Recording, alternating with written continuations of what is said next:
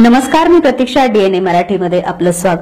अहिल्यानगरमध्ये मुस्लिम बांधवांच्या वतीनं जम्मू काश्मीरमध्ये झालेल्या भ्याड आतंकवादी हल्ल्यात मृत्युमुखी पडलेल्या पर्यटकांना श्रद्धांजली वाहण्यात आली.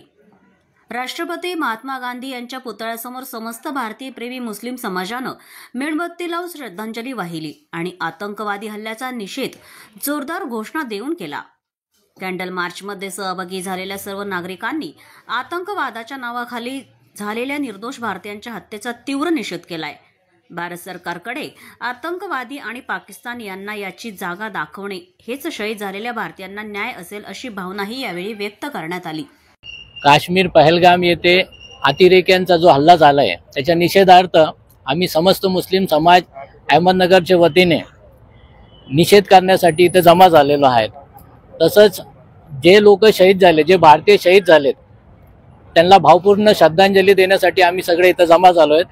आम्ही समस्त भारतवासींच्या तर्फे भारत सरकारला विनंती करतो की जे अतिरेक्यांनी हल्ला केला आहे आणि जे लोक दोषी आहे त्यांच्यावर त्यांनी कठोर कारवाई करावी.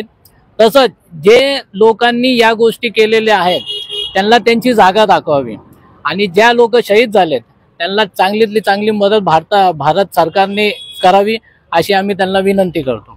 काश्मीर पहलगाम येथे भारतीय नागरिकांवर अतिरेक्यांच्या झालेल्या भ्याड हल्ल्याच्या आज आम्ही समस्त मुस्लिम समाज अहमदनगर यांच्या वतीने त्यांना श्रद्धांजली वाहण्यात आले.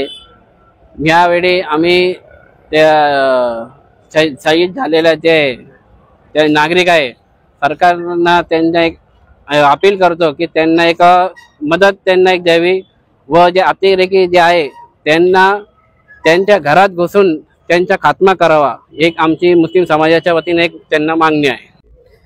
आज अहमदनगर के अंदर हम लोग यहाँ पर जमा होकर जो हमारा कश्मीर जो हिंदुस्तान का अटूट हिस्सा है, जिसके लिए हम लोग भी अगर जरूरत पड़ी तो शहादत देने के लिए तैयार है. जिस तरीके से हमारे हिंदुस्तान के 27 भाई देश के हित में शहीद हो गए, जिनकी जान आतंकवादियों ने ली, आतंकवाद हल्ले में हुई, तो उस चीज का हम लोग यहाँ पर सबसे पहले निषेध करते हैं.